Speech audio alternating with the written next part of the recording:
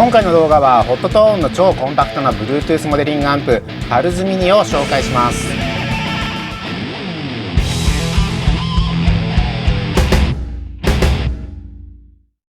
こんにちは、イサムです。ギター機材を雰囲気じゃなく理解して使うチャンネルです。今回はホットトーンさんにご提供いただいて超コンパクトアンプパルズミニを紹介します。アンプなのでね、もう早速音を聞いてもらおうと思います。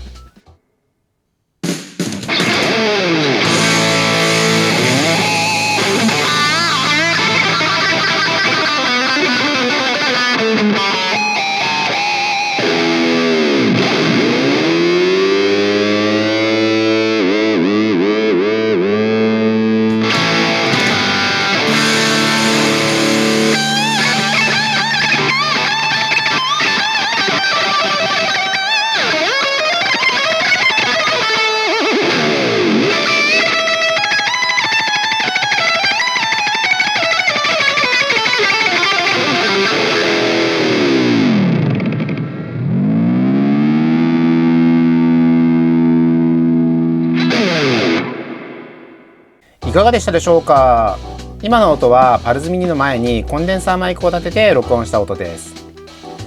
マイクをミキサーにつないで、その USB アウトから直接スマホにつないで撮影しながら録音した音になります。なので正真正銘実際にスピーカーから鳴っている音です。結構いい音をしてると思いませんか。 LINE で撮ることもできるので後で聞き比べもできるようにします。LINE やヘッドホンだとステレオに広がるので、また違った楽しみ方もできるようになりますね。動画の最後のところで他のエフェクトも使ったデモ演奏がありますので、概要欄のタイムスタンプから飛んでみてください。それでは簡単に製品特徴を紹介していきます。製品ページの記載を見ると、どこでも練習&録音を可能にする超小型モデリングアンプって書いてありますね。まさにさっき弾いてみたようなアンプとして音を出すことも LINE で録音することもこれ1台で簡単にできちゃうってところが売りのようです。大きさはちょうどボスコン1つ分くらい。何に例えると分かりやすいかなと思ったら豆腐1丁分くらいって感じですかね。重さもそんな感じです。そしてバッテリー内蔵で USB-C で充電して使えます。画面がついていて情報量も割とあるのでプリセットを選んだりするのに視覚的によくわかります。で、この大きさでバランスの良い音質をしています。特にパッシブラジエーターがめっちゃ動くので、このサイズでも力強く低音が鳴りますね。まあとは言ってもどうしてもサイズの限界で爆音は出せません。自宅で使う分には十分な音量ですけど、屋外で使おうとすると物足りなさはあるレベルかなって思います。このパルズミニ、小さいのに機能や特徴が盛りだくさんなんですけど、個人的な僕の目線から差別化できてるなって思うポイントはこの3つですね。整理されたプリセット、充実したエフェクト、ナムプラス IR 対応。早速実物を見ながらこれらの長所に触れていきますね。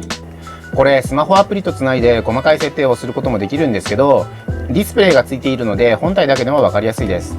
プリセットの数が最大で200、プリインが120種類と多いんですけど、プリセットがジャンルでグルーピングされているんで、迷わずに欲しい音にたどり着きやすいかなと思います。このグループをソングリストっていうんですけど、自分で作ったソングリストにプリインや自作のパッチを並べるといった使い方ができます。ソングリストも最大で40個保存できて、プリインは14個あります。これが長所の1つ目に挙げた整理されたプリセットですね。いくつか弾いてみましたけど、特に気に入ったのはこれらですね。ここではあえて LINE で録音して聴いてみましょう。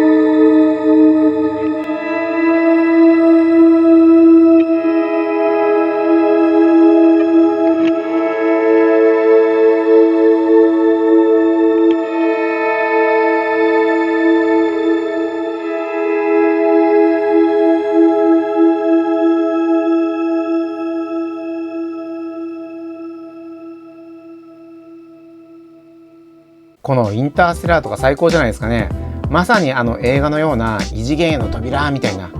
トリップするような感じがすごく気に入りました。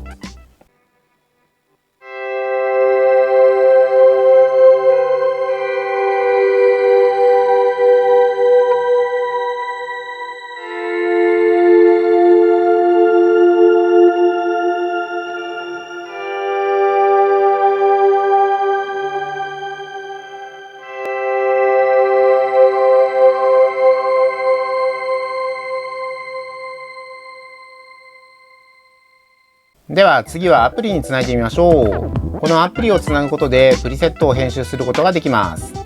この時点でアンプやエフェクトの種類がめっちゃ多いってことに気づくと思います。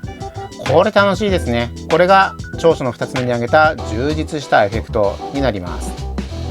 アンプモデル、やっぱりハイゲインが好きなのでいくつか弾いてみましたけど、メサブギーのマーク4とかフリードマン5150なんかはやっぱり気持ちよくなりますね。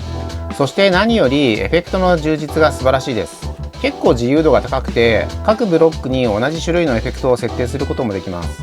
例えばコーラスやフランジャー、ピッチ系のエフェクトはプリブロック、EQ モッドブロック、FX ブロックに配置することができるし、ディレイも FX1 と FX2 に置くことができます。並び替えもできるので結構自由度が高いと思います。エフェクトの内容もヴィンテージ再現系だけじゃなくてデジタルならではのものも入っています。個人的なグッドポイントはインテリピッチとシマーリバーブですね。動画の最後のデモ曲の中でも使っています。なおポリフォニックピッチシフターも入ってますが、デジテックのドロップ的に楽器のチューニングを変えるのに使うにはレイテンシーがちょっと大きすぎるかなっていう印象でした。あとここでは NAM や IR を入れることもできます。NAM とはニューラルアンプモデラーの略で、メーカーに縛られないオープンなアンプキャプチャーの技術です。IR はキャビネットの響きの特性をキャプチャーしたファイルですね。それらが使えるということは簡単に言えば歪みやキャビシミとして外から音を入れられるっていうことなので、もし内蔵の音に飽きても新しく追加してあげればいいんです。つまり歪みに関してはファイルさえ入れちゃえば何とでもなる、ある意味一生遊べるってことだと思ってます。これすごいことですよね。なのでこれが長所の3つ目のポイントだと思っています。しかもその NAM の対応は今後第2世代のもの A2 に対応してさらに品質や使い勝手が向上していく予定とのことです。今回のレビュー時にはまだファームが対応していないですけど、目下対応中とのことなのでそれも楽しみにしたいなと思います。それではあとはシーン別の楽しみ方を紹介していきます。まず1つ目、スマホの音に合わせて弾くですね。単純にギターとつなぐだけじゃなくてタブレットとパルスミニを Bluetooth オーディオでつないでバッキングを鳴らしながらギターを弾くことができます。プレイヤーは配信サービスでも YouTube でもこのスマートデバイスで再生できるなら何でも OK です。バックとギターと両方がこのパルスミニのスピーカーから出てくるっていう、そういうことになります。続いては弾いてみた動画の撮影ですね。さっきの接続にスマホと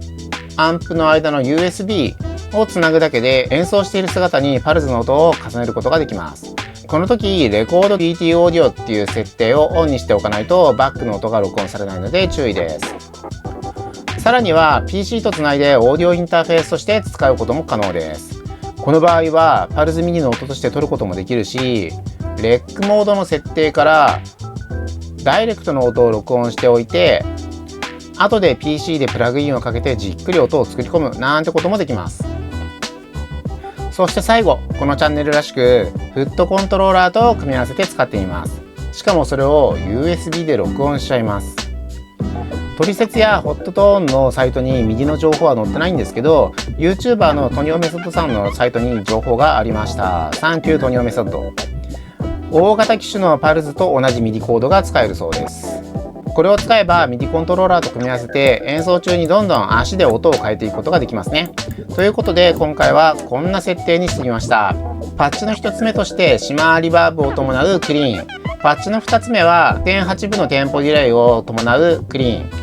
パッチの3つ目はフランジャーの効いたドライブトーン。パッチの4つ目はリードトーンですが、フットスイッチでハーモニーを呼び出せるっていう、そういう設定にしておきます。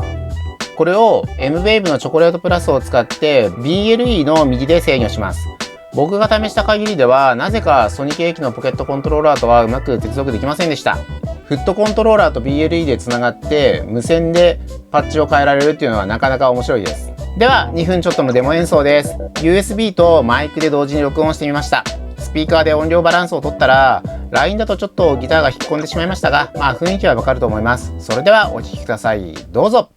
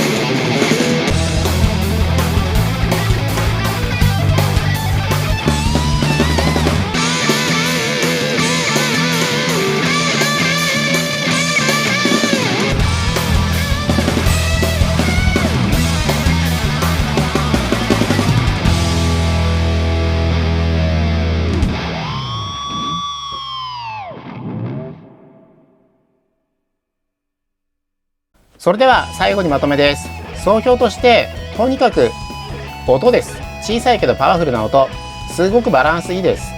とはいえサイズが小さいので爆音は出ません。音量についての過度な期待は禁物です。エフェクトはすごく充実しているし、本体に画面があるからプリセットをジャンルからすんなり選んで使いやすいです。ただ細かく調整したくなったらその時にはスマホが必要になります。でスピーカーを鳴らせるだけじゃない、スマホやパソコンに手軽に良い音で撮ることができます。これ一つで使い道がすごく広がるなって思ってます。そしてナムへの対応、IR の対応があるので、内蔵のアンプの音に飽きても歪みを入れ替えることができます。最新の NAMU-A2 にも今後アップデートで対応するそうです。じゃあどういう人に向くかっていうと、アンプやマルチ、オーディオインターフェースをこれから揃えたいっていう人にはこれ一つで賄えるんでありじゃないかなと思います。またメイン機材は決まっていて手頃なものが欲しい人にとってもサブ機材としてとっても優秀なのですごいありなんじゃないかなと思います。ただデジタル機材いじりが苦じゃない人に向いてるんじゃないかなって思います。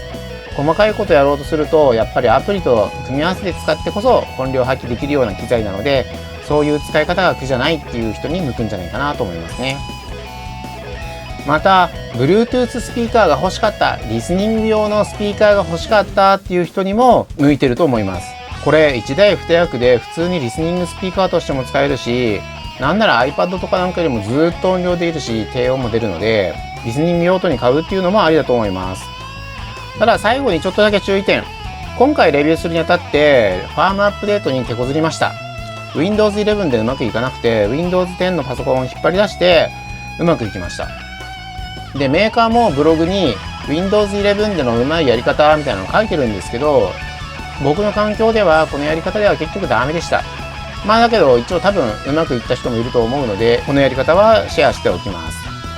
Windows 11の PC で何やってもダメだって時にはちょっと古い PC を出してみるといいかもしれません。あとですね、2026年の8月1日から価格改定予定とのことで4000円値上がりしちゃいます。物価上昇の煽りですね。世知辛いです。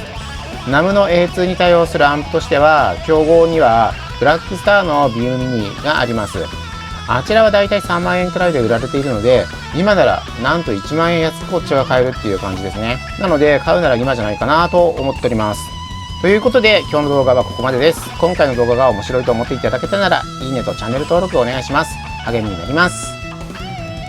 それではまた次の動画またはライブハウスでお会いしましょう。それじゃあね、バイバイ。